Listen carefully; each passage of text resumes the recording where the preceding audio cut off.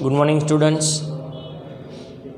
આપણે અગાઉના લેક્ચરની અંદર જે યુનિટ 6 એમાં રીડ 1 સ્ટ્રાઇક અગેન્સ્ટ વોર, એની અંદર અગાઉના લેક્ચરની અંદર આપણે એવું જોયું હતું કે જે હેલન કેલર છે, જે ન્યૂયોર્કની અંદર કાર્નેગી હોલની અંદર જે પોતાનું ભાષણ આપી રહી છે, એમાં એને એવું કીધું હતું કે જે લોકો મારી ઉપર દયાભાવ દાખવે છે એ લોકોએ મારી ઉપર દયાભાવ દાખવવાની જરૂર નથી. જો એ લોકો એમ સમજતા હોય કે હું બિન સિદ્ધાંતવાદી લોકોના હાથનો હાથો છું, તો એ એમની માન્યતા ખોટી છે. કારણ કે હું જે કંઈ કહું છું તેની અંદર જે મારા સોર્સ છે, બરાબર, એ તદ્દન વિશ્વસનીય છે. મેં વિશ્વસનીય સ્ત્રોત પાસેથી માહિતી લીધેલી હોય છે અને ત્યારબાદ જ હું મારા ભાષણમાં એની વિશે વાત કરતી હોઉં છું. બીજા લોકો જે છે એ અલગ અલગ દેશના, જેમ કે ઇંગ્લેન્ડ હોય, ફ્રાન્સ હોય, જર્મન હોય, આ બધા લોકોના જે ન્યૂઝપેપર છે, જે મેગેઝિન છે, હું પોતે વાંચી શકું છું. બીજા લોકો આવું કરી શકતા નથી. હવે હું એવી લડાઈની અંદર પ્રવેશી ચૂકી છું કે જે આર અથવા પારની લડાઈ છે. જ્યારે જે કામદારો છે એ પોતાની બેઝિક જરૂરિયાત માટે અથવા તો પગાર વધારવા માટે જ્યારે આંદોલન કરતા હોય છે, ત્યારે એમના જે માલિકો છે, એ જે સત્તાધીશો છે, એ એમને એવું કહે છે કે હે સાથીઓ, દેશભક્તો, તમારો દેશ અત્યારે ખતરામાં છે. વિજયી જર્મન સૈન્ય નદીની પેલે પાર આવી ગયું છે, તો એ તમારા માટે દુઃખનું કારણ હોવું જોઈએ. આ પગાર વધારો તમારા દુઃખનું કારણ ન હોવું જોઈએ. તમારે એની સામે લડવા માટે, કારણ કે અત્યારે તમારો દેશ ખતરામાં છે, તમારી સ્વતંત્રતા ખતરામાં છે, તો તમારે અત્યારે આર્મીમાં જોડાવવું જોઈએ, નેવીમાં જોડાવવું જોઈએ. એટલે આવા જે ભાષણો જે માલિકો આપે છે પોતાના કામદારોને, તો જે હેલન કેલર છે એમને ચિંતા થાય છે, શું જે કામદારો છે તે કામદારો આવા જે ભાષણ છે એ વાતમાં આવી જશે? કામદારો જે છે એ ફરીવાર આ જે એમના માલિકોના જે ભાષણોની વાતમાં આવી જઈને એ જે એમની બેઝિક જરૂરિયાતની માગણીને સાઈડમાં મૂકીને બીજી વાત ઉપર ચડી જશે? અહીંયા સુધી આપણે જોયું હતું. હવે ત્યાંથી આગળ જોવાનું છે. તે પહેલાં આપણે અહીંયા સ્પેલિંગ જોઈ લઈએ. ક્રિપલ્ડ એટલે અશક્ત અથવા તો વિકલાંગ, બેલેટ એટલે મતદાન પત્ર, શ્રાઇન એટલે પવિત્ર સ્થાન અથવા તો સમાધિ, ફ્રેઇટ ટ્રેઇન એટલે કે માલગાડી, સ્ટોક હોલ એટલે કે બોઇલરનો ખંડ જ્યાં આગ સળગાવવામાં તથા નિયંત્રિત થાય છે. એટલે અહીંયા કોલસા વડે આગ સળગાવવામાં આવે છે અને એનું નિયંત્રણ કરવામાં આવે છે. સ્ટોકયાર્ડ એટલે તબેલો, પશુશાળા અથવા આપણે જે ઢોરવાડો કહીએ તે. કન્જેસ્શન એટલે કે ભીડભાડ.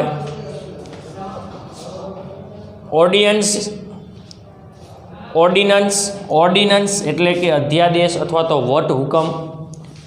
સ્ટેટ્સમેન એટલે કે રાજનેતાઓ, સત્તાધીશો. સ્કેન્ટી વેજ એટલે કે અલ્પ વેતન. એબોલિશ એટલે કે મિટાવી દેવું, સમાપ્ત કરી દેવું. ડિસન્ટ લોઝિંગ એટલે કે યોગ્ય રહેણાંક.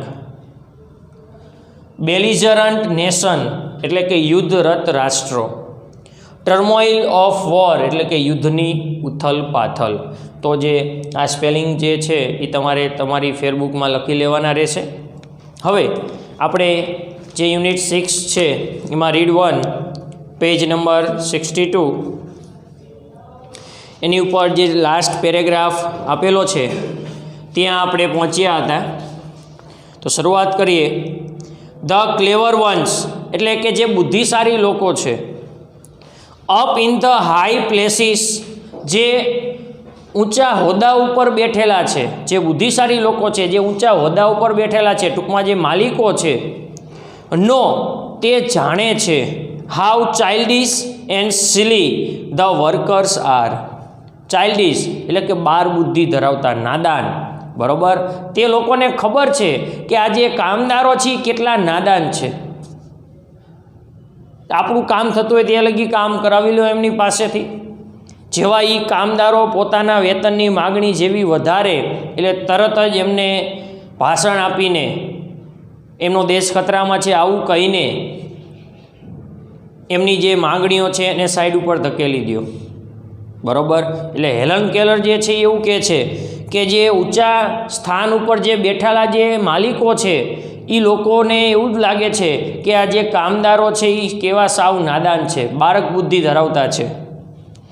દે નો, જે માલિકો છે એ જાણે છે that if the government dresses them up in a ખાખી, જો ગવર્મેન્ટ જે છે, જે સરકાર છે એ સરકાર તેમને ખાખી વર્દી પહેરાવી દેશે. And gives them a rifle, એમના હાથમાં એકાદી રાઇફલ આપી દેશે. And starts them off with the band and waving banners, અને એમને જે બેન્ડ, જે આર્મીના જે સૈન્ય હોય તે બેન્ડ સાથે આગે કૂચ કરતું હોય એવી રીતે એમને આગે કૂચ કરાવશે. એમના હાથની અંદર ફ્લેગ થમાવી દેવામાં આવશે, રાષ્ટ્રધ્વજ થમાવી દેવામાં આવશે. they will go forth to fight, તો તે લડવા માટે જતા રહેશે. વાયલન્ટલી, એટલે કે સુરાતનપૂર્વક. ફોર ધેર ઓન એનિમીઝ, તેમના દુશ્મનો માટે. આ જે ઊંચા સ્થાન ઉપર બેઠેલા જે સંચાલકો છે, જે માલિકો છે, જે બુદ્ધિશાળી છે, એમને ખબર છે કે આ જે કામદારો છે એ કેટલા બાળક બુદ્ધિ ધરાવનાર વ્યક્તિઓ છે. બરાબર, કેટલા નાદાન છે. જો એમને ભાષણના બે મીઠા સારા બોલ કહીને એમને ખાખી વર્દી પહેરાવી દેવામાં આવે, એમના હાથમાં રાઇફલ થમાવી દેવામાં આવે અને એમના હાથમાં રાષ્ટ્રધ્વજ આપી દેવામાં આવે તો એ પોતે જુસ્સા સાથે, કારણ કે મનની અંદર ક્યાંક ખૂણે દેશભક્તિ એમની રહેલી હોય છે. બરાબર, તો એ પોતે જે હકીકતમાં કામદારોના દુશ્મનો નથી, પણ એ દુશ્મનો કોના છે? તો એમના માલિકોના જે દુશ્મનો છે એમની સામું લડવા માટે આ કામદારો બધા જતા રહેશે. આવું હેલન કેલર કહે છે. they are taught that brave men die for their country's honor. જે એક માલિકો છે એ માલિકો એમના કામદારોને એવું સમજાવે છે કે જે બહાદુર માણસો હોય ને તે હંમેશા દેશ માટે પોતાના જાન, જે પોતાનો જીવ છે એ પોતાનો જીવ ન્યોછાવર કરતા હોય છે, બલિદાન આપતા હોય છે. આવું કામદારોના મગજની અંદર આજે એમના માલિકો છે એ માલિકો બેસાડી દે છે. What a price to pay for a world idea. World idea એટલે અસ્પષ્ટ વિચાર. બરાબર, આ જે અસ્પષ્ટ વિચાર છે એ વિચારની કિંમત શું ચૂકવવી પડશે એ ખબર છે? જો યુદ્ધ થશે, બરાબર, તો યુદ્ધ થશે તો એની કિંમત શું ચૂકવવી પડશે એ તમને ખબર છે? The lives of million of young men. બરાબર, ઘણા બધા યુવાન માણસો છે એ પોતાનો જીવ ગુમાવી દેશે. અધર મિલિયન્સ ક્રિપલ્ડ એન્ડ બ્લાઇન્ડેડ ફોર લાઈફ. ક્રિપલ્ડ એટલે અપંગ બની જશે, વિકલાંગ બની જશે, ઓર બ્લાઇન્ડેડ અને આંધળા બની જશે. ઘણા બધા જે વ્યક્તિઓ છે યુદ્ધ થશે તો પોતાનો જીવ ગુમાવી દેશે. એમાંથી જે બચી જશે એમાંથી મોટા ભાગના એવા હશે કે જે શારીરિક રીતે અપંગ બની ગયા હોય, વિકલાંગ બની ગયા હોય. અમુક લોકો એવા હશે કે જે આંધળા બની જશે. પોતાના સમગ્ર જીવન દરમિયાન એમને આ વિકલાંગતા સાથે જીવવું પડશે. Existence made horrible for still more millions of human beings. Existence, જેમનું અસ્તિત્વ, બાકીના જે માણસો છે એમનું જે અસ્તિત્વ છે એ અસ્તિત્વ ખતરામાં મુકાઈ જશે. The achievement and legacy of generation swept અવે ઇન અ મોમેન્ટ. સ્વેપ્ટ અવે એટલે કે બધું વયું જશે, સમાપ્ત થઈ જશે. એચિવમેન્ટ, હજારો વર્ષોની મહેનત. લેગસી, જે હજારો વર્ષોનો જે વારસો આપણને મળેલો છે એ યુદ્ધ થશે તો એક ક્ષણની અંદર બધી સંપત્તિ જે છે આપણી બધી નાશ પામી જશે. આપણી જે કંઈ સિદ્ધિઓ છે, આપણો જે કંઈ વારસો છે, આ બધું એક જ ક્ષણમાં બધું નાશ પામી જશે. આ બધું ઊભું કરતાં હજારો વર્ષો લાગેલા હોય છે. એમાં ખૂબ જ મહેનત હોય છે. ઘણા બધા લોકોએ પોતાના પરસેવાનું સિંચન કરીને આ વારસો ઊભો કરેલો હોય છે. અને આ દરેક વસ્તુ જો યુદ્ધ થશે તો આ દરેક વસ્તુનો સર્વનાશ થઈ જશે. થોડીક જ ક્ષણોમાં સર્વનાશ થઈ જશે. And nobody better off for all the misery. Nobody better off for all the misery એટલે દુઃખ, અને આ દુઃખ ઉપર આંસુ પાડનાર કોઈ નહીં હોય. અહીંયા જે લેખક છે હેલન કેલર, એ આ યુદ્ધ થશે તો એની પછી જે ભયાનક પરિણામ આવશે એ વિશે સમજાવે છે કે જો એમના માલિકો કામદારોને ખાખી વર્દી પહેરાવી દેશે, હાથમાં જે છે એ રાઇફલ આપી દેશે, અને કામદારો જો હકીકતમાં એમના માલિકોના દુશ્મન છે એની સામે જો લડવા વયા જશે તો યુદ્ધની ભયાનકતા શું હશે કે ઘણા બધા યુવાન માણસોએ પોતાના જીવ ગુમાવવા પડશે, ઘણા બધા યુવાન માણસો અપંગ થઈ જશે, આંધળા થઈ જશે, બાકીના જે છે એમનું અસ્તિત્વ જોખમમાં મુકાઈ જશે. જે આપણો વારસો છે, જે આપણી સિદ્ધિઓ છે એ એક જ ક્ષણમાં બધું નાશ પામી જશે, અને આ બધા ઉપર આંસુ પાડનાર પણ કોઈ હશે નહીં, દુઃખી થનાર પણ કોઈ હશે નહીં. This terrible sacrifice would be comprehensible એટલે કે યોગ્ય. તમે જે આ બલિદાન આપો છો, ટેરિબલ સેક્રિફાઈસ, આ જે તમે ભયાનક જે પોતાનું બલિદાન આપો છો, બરાબર, એ બલિદાન ક્યારે યોગ્ય ગણાય? ઇફ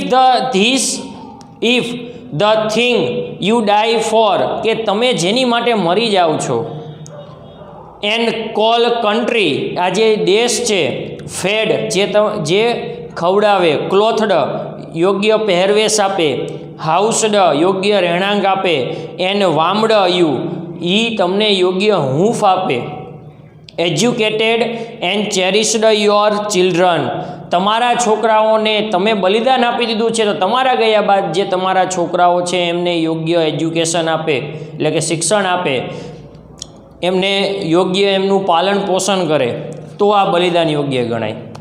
હેલન કેલર શું કહે છે કે તમે તમારા માલિકો માટે, કામદારોને એવું કહે છે, તમે તમારા માલિકો માટે જો યુદ્ધ કરતા હોય, એમના દુશ્મનો સામે તમે લડતા હોય, અને તમે તમારો બલિદાન આપો છો, પોતાના જીવનું બલિદાન આપો છો, કોની માટે આપો છો? તમારા માલિકો માટે તમે બલિદાન આપો છો. તો એ બલિદાન ક્યારે યોગ્ય ગણાય? કે જ્યારે તમારા ગયા પછી જે તમારા બાળકો છે એમને યોગ્ય રહેણાંક મળે, યોગ્ય ખોરાક મળે, યોગ્ય પહેરવેશ મળે, સારું શિક્ષણ મળે, અને એમનું સારું એવું પાલન પોષણ થાય, તો જ તમારું આપેલું બલિદાન યોગ્ય ગણાય. જો તમારા ગયા પછી આવું ન થાય તો તમારું બલિદાન યોગ્ય નથી. I think the workers are the most unselfish of the children of men. Unselfish એટલે કે બિનસ્વાર્થી. માણસના જેટલા પણ છોકરાઓ છે એમાં કામદાર વર્ગ જ એક એવો છે કે જેની અંદર ક્યારેય સ્વાર્થ હોતો નથી. બરાબર, માણસોના જેટલા પણ છોકરાઓ છે, અલગ અલગ જે કંઈ પ્રકારના લોકો અલગ અલગ કાર્ય કરતા હોય છે, એમાં જે કામદાર છે એ કામદાર વર્ગ એક જ એવો છે કે જેના મનમાં એક પણ સ્વાર્થ હોતો નથી. ધે ટોઇલ, તે પરિશ્રમ કરે છે, એન્ડ લીવ, તે રહે છે, એન્ડ ડાય, અને તે મૃત્યુ પામે છે, ફોર અધર પીપલ્સ કન્ટ્રી, બીજા લોકોના દેશ માટે, અધર પીપલ્સ કોન્ટિનેન્ટ્સ, બીજા લોકોના ખંડ માટે, અધર પીપલ્સ લિબર્ટીઝ, બીજા લોકોની સ્વતંત્રતા માટે, એન્ડ અધર પીપલ્સ હેપીનેસ, અને બીજા લોકોની ખુશીઓ માટે. અહીંયા જે હેલન કેલર છે એ એવું કહે છે કે માણસોના જેટલા પણ છોકરાઓ છે એમાંથી જે કામદાર છે, કામદાર વર્ગ જ એક એવો છે કે જે નિસ્વાર્થ છે, જેની અંદર કોઈ પણ પ્રકારનો સ્વાર્થ નથી. કારણ કે તે બીજા માટે જ પરિશ્રમ કરે છે, બીજા માટે જ જીવે છે, અને બીજા માટે જ મૃત્યુ પામે છે. શું કામ આવું કરે છે? કારણ કે બીજા લોકોના દેશ માટે, બીજા લોકોની સ્વતંત્રતા માટે, બીજા લોકોના ખંડ માટે, બીજા લોકોની ખુશી માટે પોતાનું જીવન જીવે છે, પરિશ્રમ કરે છે અને મરી જાય છે. કોની માટે? બીજા માટે, પોતાના માટે નહીં. એટલા માટે આ જે લેખક છે એમને કામદારોને નિસ્વાર્થ કહ્યા છે. They are not free when they are compelled to work 12 or 10 or 8 hours a day. આ જે કામદારો છે એ કામદારો એમના માલિકો માટે 10 કલાક 12 કલાક આ જે કાર્ય કરે છે, છતાં પણ એ મુક્ત નથી, તે સ્વતંત્ર નથી હોતા. પોતાના માલિકો માટે બરાબર, પોતાના માલિકો માટે 10થી 12 કલાક નોકરી કરતા હોય છે, એમની ગુલામી કરતા હોય છે, છતાં પણ એ સ્વતંત્ર નથી. They are not free when they are ill paid for their exhausting toil. Exhausting toil એટલે કે કઠોર પરિશ્રમ. જ્યારે કામદારો એમના માલિકો માટે કઠોર પરિશ્રમ કરે છે અને એટલે બીમાર પડે છે, છતાં પણ એ ફ્રી નથી. કામદારો બીમાર પડે છે, પણ બીમાર શા માટે પડ્યા?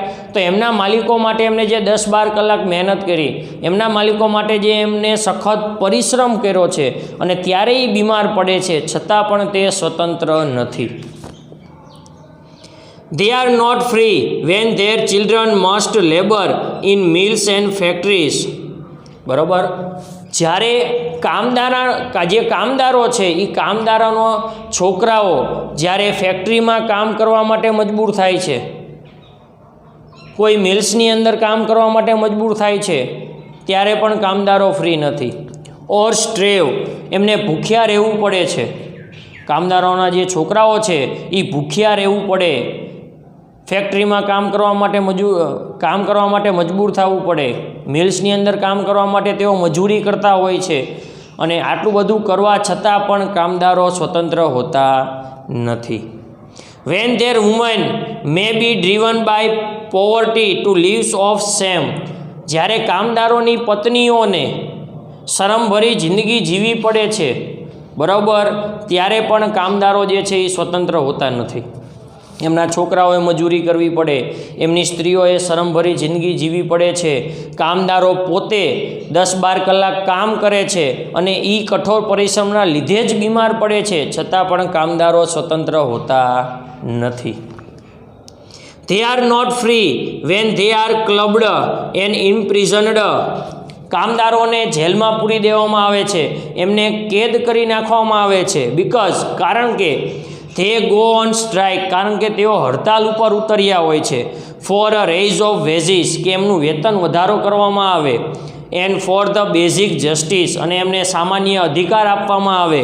That is their right as a human beings, એક માણસો તરીકે એમનો અધિકાર છે કે એમને સામાન્ય જે જરૂરિયાત છે એ એમની પૂરી થવી જોઈએ, એમને સામાજિક જે અધિકાર છે એ મળવા જોઈએ, એમને યોગ્ય કામના બદલામાં યોગ્ય વેતન મળવું જોઈએ. અને આ બધું જ્યારે એમને મળતું નથી હોતું અને ત્યારે તે હડતાલ કરે છે, તો ત્યારે એમને કામદારોને શું કરવામાં આવે છે? જેલમાં પૂરી દેવામાં આવે છે, એમને કેદ કરી દેવામાં આવે છે.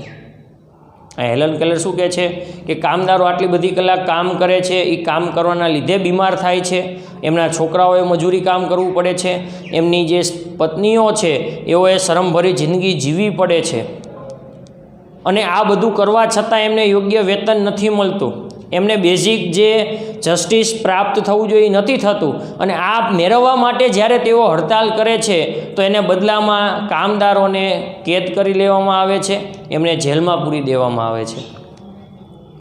We are not free unless the men. આપણે સ્વતંત્ર નથી ક્યાં સુધી? કે જ્યાં સુધી we frame and execute the law, કે જે માણસ કાયદો ઘડે છે અને કાયદાનું જે પાલન કરાવે છે તે વ્યક્તિ, law represent the interest of the lives of the people and no other interest, કે જ્યાં સુધી એ વ્યક્તિ એવો કાયદો નહીં બનાવે કે જ્યાં સુધી માણસોના, સામાન્ય માણસના હિતને ધ્યાનમાં નહીં રાખે, ત્યાં સુધી આપણે સ્વતંત્ર નથી.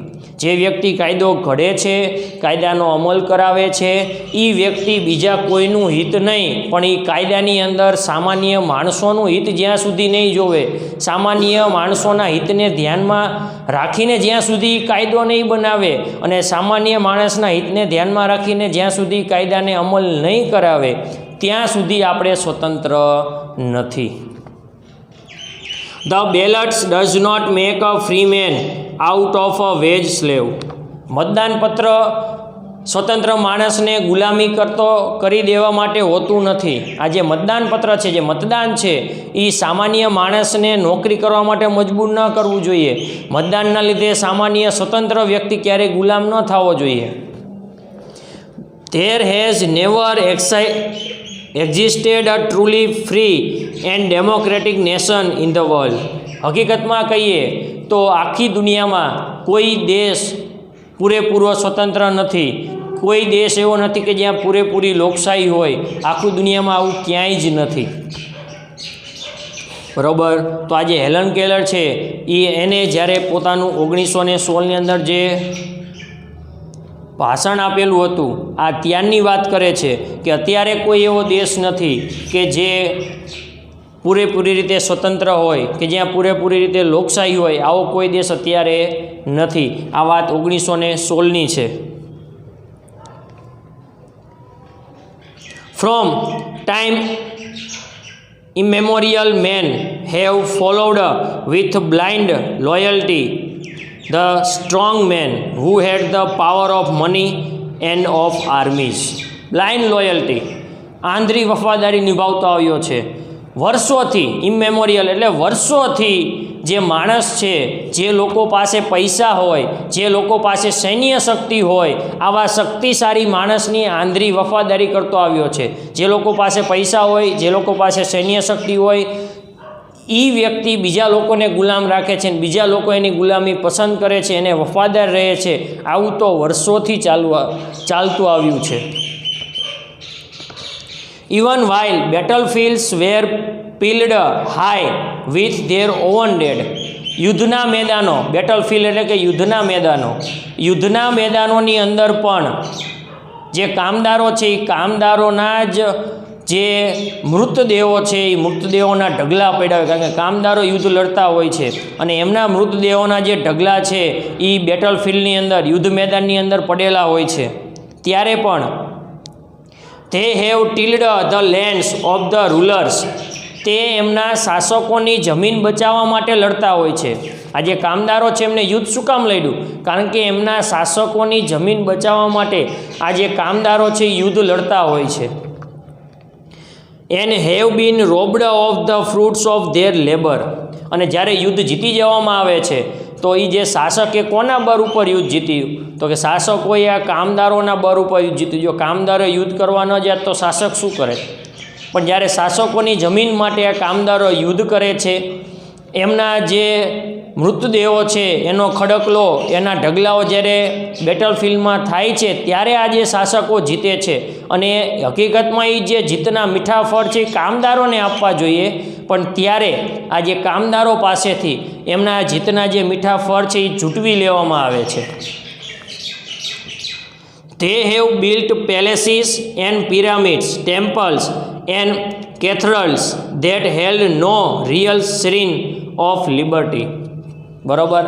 જ્યારે શાસકોની જમીન કામદારો દ્વારા જીતી લેવામાં આવે છે ત્યારે એ હકીકતમાં કામદારોના મહેનતનું પરિણામ છે, પણ તે એમના શાસકો ઝૂંટવી લે છે અને આ જીતેલી જમીન ઉપર આલિશાન મહેલ બનાવે છે, પિરામિડ બનાવે છે, મંદિરો બનાવે છે, કેથેડ્રલ્સ એટલે કે દેવળ બનાવે છે. બરાબર. પણ અહીંયા ક્યાંય સ્વતંત્રતાનું મંદિર હોતું નથી. જો અહીં લખેલું છે કે that held no real shrine of liberties. સ્વતંત્રતાનું મંદિર ક્યાંય હોતું નથી. કામદારો પોતાના જીવના જોખમે યુદ્ધ લડતા હોય છે, એમના મૃતદેહોના ઢગલા મેદાનમાં થઈ જાય છે, પણ હકીકતમાં જ્યારે યુદ્ધ જીતી લેવામાં આવે ત્યારે કામદારોને કોઈ યાદ કરતું નથી. અને એની જે યુદ્ધ જીતેલી જે જમીનો છે એની પર જે શાસકો છે એ પોતાના આલિશાન મહેલ બનાવતા હોય છે. As civilization has grown more complex the worker have become more and more enslaved. As civilization has grown, જેમ જેમ માનવ સભ્યતાનો, માનવ સંસ્કૃતિનો જેમ જેમ વિકાસ થતો જાય છે, મોર કોમ્પ્લેક્સ એ એટલું જટિલ બનતું જાય છે. The workers have become more and more enslaved. અને કામદારો જે છે એમ વધારેમાં વધારે ગુલામ બનતા જાય છે. માનવ સંસ્કૃતિનો જેમ જેમ વિકાસ થતો જાય છે તેમ જે આ કામદારો છે એ કામદારો વધારેમાં વધારે ગુલામ બનતા જાય છે. until today they are little more than parts of the machines they operate. આજે પણ કામદારોનું મહત્ત્વ એ જે મશીન ચલાવે છે ને એની કરતાં વધારે નથી. એ મશીન કરતાં થોડુંક જ વધારે છે, બાકી કામદારોનું મહત્ત્વ વધારે છે નહીં. એ જે મશીનને ઓપરેટ કરે છે એ મશીનને ઓપરેટ એ જે મશીન છે એની કરતાં થોડુંક જ વધારે અત્યારે કામદારોનું મહત્ત્વ છે.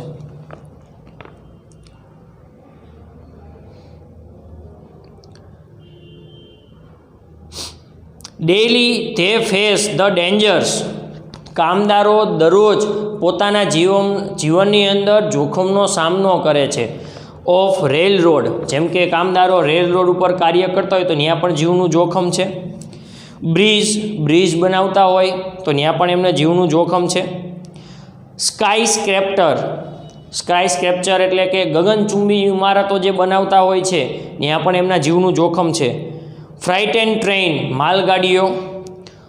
સ્ટોક હોલ એટલે આપણે વાત કરી તેમ બોઇલરનો ખંડ કે જ્યાં કોલસા વડે જે આગ સળગાવવામાં આવે છે, જે નિયંત્રિત કરવામાં આવે છે, આ બધું કામદારો કરતા હોય છે તો ત્યાં પણ એમને પોતાના જીવનું જોખમ છે. સ્ટોક યાર્ડ, જે પશુવાડો છે, ઢોરવાડો કહી શકાય, જે તબેલો કહી શકાય, ત્યાં પણ એમના જીવનું જોખમ છે, પણ ત્યાં પણ કામદારો કાર્ય કરતા હોય છે. And training at the dogs, વાહનના ગોદામની અંદર જ્યારે તેઓ ત્યાં કામ કરતા હોય છે ત્યાં પણ એમને જીવનું જોખમ છે. On the rail rods and underground, rail road ઉપર અથવા અંડરગ્રાઉન્ડ જ્યારે તેઓ વર્ક કરતા હોય છે તો આ બધી જગ્યા એવી છે કે જ્યાં જોખમ છે, જ્યાં એમનું જીવ જવાનું જોખમ છે, તો આવી જોખમભરી જિંદગી કામદારો દરરોજ જીવતા હોય છે. એન્ડ ઓન ધ સીઝ, દરિયા ઉપર પણ કામદારો કાર્ય કરતા હોય છે, બરાબર. તો આ દરેક જગ્યાએ કામદારો પોતાના જીવને જોખમમાં મૂકીને કાર્ય કરે છે. They move the traffic and pass from land two land, કામદારો છે એ દરરોજે દરરોજ ટ્રાફિકમાંથી પસાર થાય છે. મીન્સ કે કામદારો દરરોજે દરરોજ પરિવહન કરતા હોય છે. શું કામ પરિવહન થાય છે?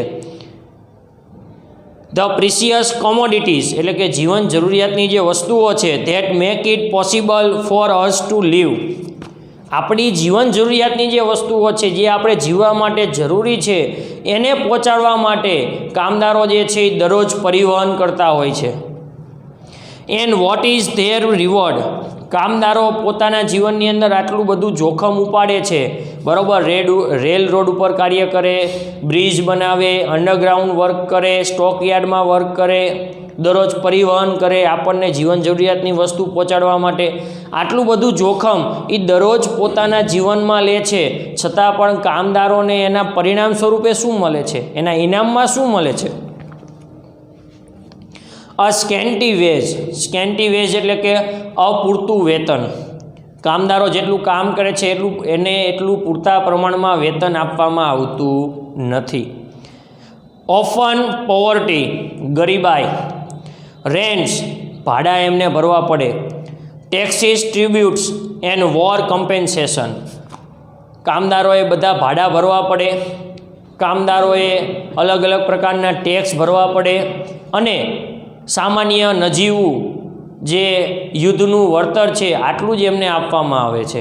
પોતાનો જીવને જોખમમાં મૂકવા છતાં તેમને શું થાય છે? અપૂરતું વેતન આપવામાં આવે છે, એમને ભાડા ભરવા પડે છે, ગરીબાઈ પ્રાપ્ત થાય છે, ટેક્સ ભરવા પડે છે અને યુદ્ધનું નજીવું વળતર એમને આપવામાં આવે છે.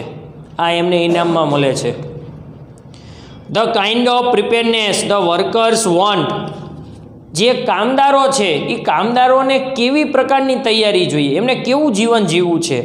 ઇઝ રીઓર્ગેનાઇઝેશન, બરાબર, એન્ડ રીકન્સ્ટ્રક્શન, કામદારોને પોતાના અંદર જીવનની અંદર નવીનીકરણ જોઈએ છે, એમને પોતાની સાચી ઓળખાણ જોઈએ છે. ઓફ ધેર હોલ લાઈફ, પોતાના સમગ્ર જીવન દરમિયાન. આ જે કામદારો છે ને, હકીકતમાં કામદારોને પોતાના જીવનની અંદર નવીનીકરણ જોઈએ છે, એમને પોતાની સાચી ઓળખાણ જોઈએ છે.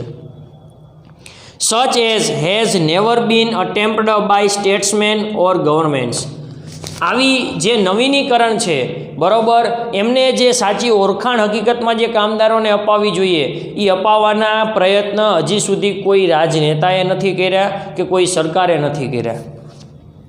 ધ જર્મન્સ ફાઉન્ડ આઉટ, જે જર્મની છે એમને વર્ષો પહેલાં જ તે ખબર પડી ગઈ હતી, found out years ago that they could not raise good soldiers in the slums એટલે કે ઝૂંપડપટ્ટી, બરાબર. જે જર્મની છે એ જર્મનીને વર્ષો પહેલાં ખબર પડી ગઈ હતી કે જો આપણે આપણા સૈન્યમાં સારા સૈનિકો જોશે ને તો સારા સૈનિકો ઝૂંપડપટ્ટીમાંથી ન મળે. તેથી તેઓએ એબોલિશ્ડ ધ સ્લમ્સ, તેથી તેઓએ ત્યાં ઝૂંપડપટ્ટીને સમાપ્ત કરી નાખી, બરાબર. They saw to it that all the people had at least few of the essentials, એટલે essentials એટલે જરૂરી, of civilizations. જર્મનીના લોકોએ પહેલેથી જ જોઈ લીધું કે જે સૈનિકો છે એ સૈનિકો જો સારા સૈનિકો જોતા હશે તો ઝૂંપડપટ્ટીમાંથી નહીં મળે, એટલે એમને ઝૂંપડપટ્ટી જ નાબૂદ કરી દીધી. અને એ બાબતનું ધ્યાન રાખ્યું કે આપણા દેશના દરેક નાગરિકને જે માનવ સભ્યતાની જે બેઝિક જરૂરિયાતો છે એ તો પ્રાપ્ત થવી જ જોઈએ. કોઈ પણ વ્યક્તિ એની બેઝિક જરૂરિયાત વગર વંચિત રહેવો જોઈએ નહીં. આ જર્મનીએ વર્ષો પહેલાં જ કરી નાખ્યું છે. ડિસન્ટ લોઝિંગ, દરેક માણસને યોગ્ય રહેણાંક મળવું જોઈએ. ક્લીન સ્ટ્રીટ્સ, ચોખ્ખી શેરીઓ મળવી જોઈએ. વોલસમ ઇફ સ્કેન્ટી ફૂડ, પૂરતા પ્રમાણમાં ભોજન મળવું જોઈએ. પ્રોપર મેડિકલ કેર, યોગ્ય એમને પ્રાથમિક સારવાર મળવી જોઈએ.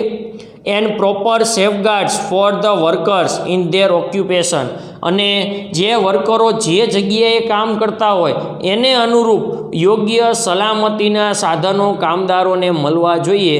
આ બાબતની તકેદારી જર્મનીએ વર્ષો પહેલાં કરી હતી કે જે કામદારો છે એની જે બેઝિક જરૂરિયાતો છે એમને મળવી જોઈએ, કારણ કે ઝૂંપડપટ્ટીમાંથી આપણને સારા સૈનિકો નથી મળવાના.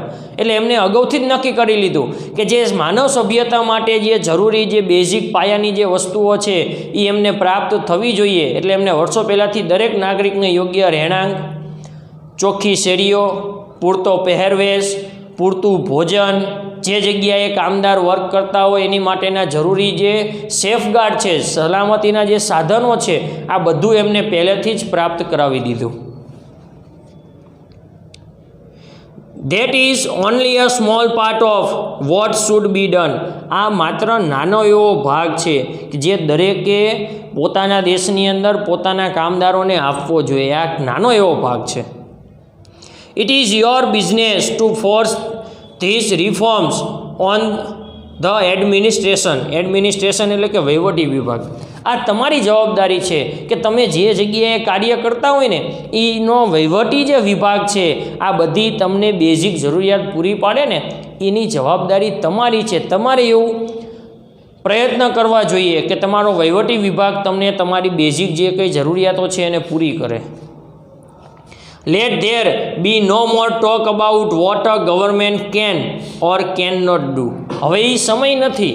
આપણે એવું નથી વિચારવાનું સરકાર આ કરી શકે કે સરકાર ન કરી શકે. જે કંઈ કરવાનું છે હવે આપણે કરવાનું છે. All these things have been done by all the belligerent nations. આ જે કંઈ યુદ્ધરત જે રાષ્ટ્રો છે ને એના દ્વારા આ બધું કરી દેવામાં આવ્યું છે.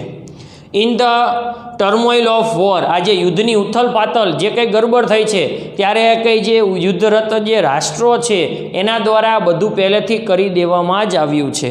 બેલિગ્રન્ટ નેશન એટલે કે યુદ્ધગ્રસ્ત અને ટર્મોઇલ ઓફ વોર એટલે કે યુદ્ધની ઉથલ પાથલ. Every fundamental industry has been managed better by governments than by private corporation. દરેક જે કંઈ ઉત્પાદીય એકમ છે, જે કંઈ દરેક ફેક્ટરી છે એ પ્રાઇવેટ એકમ કરતાં સરકાર દ્વારા સારી રીતે ચલાવી શકાય જ છે. It is your duty two insist upon steel more radical measures. Radical measures એટલે કે આમૂલ પરિવર્તન.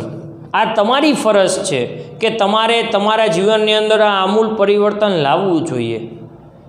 કોઈક શરૂઆત કરશે હું એની સાથે જોડાઈ જઈશ એમ નહીં. પરિવર્તન લાવવું છે તો આપણે પોતે જ પહેલ કરવી પડશે આપણા જીવનની અંદર પરિવર્તન લાવવા માટે. It is your business to see that no child is employed in an industrial establishment or mine or store. Industrial establishment એટલે કે ધંધાકીય એકમ. આ તમારી ફરજ છે, તમારું કર્તવ્ય છે કે તમારી જોવાની જરૂર છે કે એક પણ નાનું બાળક કોઈ પણ ધંધાકીય એકમમાં, માઇન એટલે કોઈ પણ ખીણની અંદર, ઓર સ્ટોર કે કોઈ પણ દુકાનની અંદર નાનું બાળક કામ કરતું હોવું જોઈએ નહીં. નાનું બાળક છે બાર મજૂરી કરતો ન હોવો જોઈએ. આ તમારી ફરજ છે. And that no work is needlessly exposed to accident or disease. અને એવું કાર્ય ક્યારેય નહીં કરવાનું કે જેમાં બિનજરૂરી કોઈ અકસ્માત થાય અથવા એવું કોઈ કાર્ય નહીં કરવાનું કે જેનાથી રોગચાળો ફેલાય. It is your business to make them give you clean cities. આ તમારી ફરજ છે કે તમે તમારી આવનારી પેઢીને સ્વચ્છ સિટી આપો. ફ્રી ફ્રોમ સ્મોક, કે જે ધુમાડાથી રહિત હોય, બરાબર, જ્યાં ધુમાડો જ ન હોય. ડર્ટ, કે જ્યાં ગંદકી ના હોય. એન્ડ કન્જેશન, કે જ્યાં ભીડભાડ ના હોય. આ તમારી ફરજ છે કે તમે તમારી આવનારી પેઢીને ગંદકી મુક્ત, ધુમાડા મુક્ત, બરાબર, કે એકદમ ક્લીન સિટી આપો કે જ્યાં બહુ ભીડભાડ પણ ન હોય. ટૂંકમાં એને સારું જીવન આવનારી પેઢીને આપવાની જવાબદારી તમારી પોતાની છે. It is your business to make them pay you a living wage. એ તમારી ફરજ છે કે તમે એવો રસ્તો કરતા જાઓ કે આવનારી પેઢી જેટલું કાર્ય કરે એટલું એને વેતન મળવું જોઈએ. કોઈ એના વેતનમાં કાપ ન મૂકવો જોઈએ. જેટલું કાર્ય કરે છે એટલું વેતન તો એને મળવું જ જોઈએ. આ તમારી જવાબદારી છે. It is your business to see that this kind of preparedness is carried into every department on the nation. આ તમારી ફરજ છે કે દેશના દરેક વહીવટી વિભાગની અંદર આ પ્રકારની પ્રવૃત્તિ થવી જ જોઈએ. પૂરતું વેતન મળવું જોઈએ, બરાબર, સારા રસ્તાઓ મળવા જોઈએ, ગંદકી મુક્ત એમને સિટી મળવું જોઈએ, એકદમ સ્વચ્છ સિટી મળવું જોઈએ. ટૂંકમાં જે જીવન જીવવા માટે, સારું જીવન જીવવા માટે જે કંઈ જરૂરિયાત છે પાયાની, આ બધી આવનારી પેઢીને મળવી જોઈએ. આ માટેની જવાબદારી કોની છે? તો કે આપણી અત્યારની પેઢીની જવાબદારી છે. Until everyone has a chance to be well born. આ જવાબદારી ક્યાં સુધીની છે? કે જ્યાં સુધી દરેક વ્યક્તિ જે છે ને, દરેક વ્યક્તિને સારી રીતે જન્મવાનો, જે દરેક આ દુનિયામાં આવનાર જે કંઈ આવનારી પેઢી છે એને દરેકને સારી રીતે જન્મવાનો અધિકાર છે. વેલ ન્યુરિશ્ડ, દરેકને સારી રીતે પોતાના પાલન પોષણનો અધિકાર છે. રાઇટલી એજ્યુકેટેડ, દરેકને સારું એજ્યુકેશન મેળવવાનો અધિકાર છે. Intelligent and serviceable to the country at all times, અને દરેક વ્યક્તિએ પોતાની દેશની સેવા માટે હંમેશા ગમે ત્યારે તૈયાર રહેવાની જરૂર છે. Strike against all the ordnance, એટલે કે વટહુકમો, એન્ડ લોઝ, અને કાયદાઓ, એન્ડ ઇન્સ્ટિટ્યુશન્સ, અને સંસ્થાઓ that continue the slaughter of piece. Slaughter એટલે કે કતલ, ઓફ પીસ એટલે કે જે શાંતિની કતલ કરતી હોય. આ બધા વિરુદ્ધમાં તમારે હડતાલ પાડવાની જરૂર છે.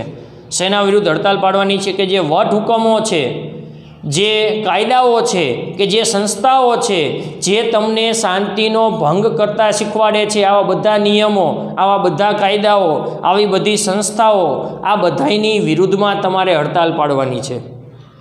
એન્ડ ધ ક્રુરિટી ઓફ વોર, આ જે યુદ્ધની જે ક્રૂરતા છે એની વિરુદ્ધમાં તમારે હડતાલ પાડવાની છે. હેલન કેલર શું કહે છે કામદારોને? કે તમારે હડતાલ પાડવાની છે, પણ કોની વિરુદ્ધમાં હડતાલ પાડવાની છે? તો જે એવા વટહુકમો સરકાર લાવે, એવા જે કાયદાઓ બનાવે, એવી જે સંસ્થાઓ છે કે જે શાંતિનો ભંગ કરતી હોય, કે જે યુદ્ધની ક્રૂરતાને જ ચાલુ રાખવા માગતી હોય, આ બધાની વિરુદ્ધમાં તમારે હડતાલ પાડવાની જરૂર છે. Strike against war, for without you no battles can be fought. તમારે યુદ્ધની વિરુદ્ધમાં હડતાલ પાડવાની છે, કારણ કે તમારી વગર કોઈ યુદ્ધ લડશે જ નહીં. જો કામદારો જ નહીં હોય તો કોઈ યુદ્ધના મેદાનની અંદર યુદ્ધ લડશે નહીં. Strike against manufacturing scrap and gas bombs and all other tools of murder. જે જગ્યાએ બીજા લોકોનો જીવ લેવાની જે સામગ્રી બનાવવામાં આવે છે, જેમ કે બોમ્બ બનાવવામાં આવતા હોય, બીજા સાધનો બનાવવામાં આવતા હોય, તો આ બધા એકમની વિરુદ્ધમાં જે જગ્યાએ બીજા માણસોની હત્યા કરવા માટેના જે સાધનો બનાવવામાં આવે છે, બરાબર, એવા જે એકમો છે એની વિરુદ્ધમાં તમારે હડતાલ પાડવાની જરૂર છે. Strike against preparedness, that means death and misery to millions of human beings. જો તમે યુદ્ધની આ પૂર્વ તૈયારીની વિરુદ્ધમાં હડતાલ પાડશો તો એનો મતલબ કે તમે જે બીજા લોકોને આવનારું જે દુઃખ છે, બીજા લોકોને આવનારા જે પોતાના જીવને જોખમમાં મૂકશે, એમના પ્રાણ જશે, પછી જે દુઃખ આવી પડશે એના વિરુદ્ધમાં તમે હડતાલ પાડી છે. Be not dumb obedient slaves in an army of destruction. તમે વિનાશકારી સેનાના ડમ એટલે કે મૂખ અને ઓબિડિયન્ટ એટલે આજ્ઞાકારી સૈનિક ન બનો. વિનાશકારી સેનાના મૂંગા અને આજ્ઞાકારી સૈનિક ના બનો. Be heroes in an army of construction. પરંતુ જે વિકાસ છે, બરાબર, એ વિકાસની સેનાના તમે સૈન્ય બનો. વિકાસના સૈન્યના તમે આર્મીમાં જોડાઓ, એના સૈનિક બનો. વિનાશકારી સેનાના મૂક અને આજ્ઞાકારી સૈનિક બનવાનું નથી. જે વિનાશ કરે છે એવી સૈન્યના તમારે સૈનિક બનવાની જરૂર નથી, પણ જે વિકાસ કરે છે, જેનો હેતુ વિનાશ કરવાનો નથી, તેવી સેનામાં તમને જોડાવાનું અહીંયા કહે છે. તો વિદ્યાર્થી મિત્રો, અહીંયા આપણે રીડ 6 એમાં યુનિટ 1 પૂરું કરીએ છીએ.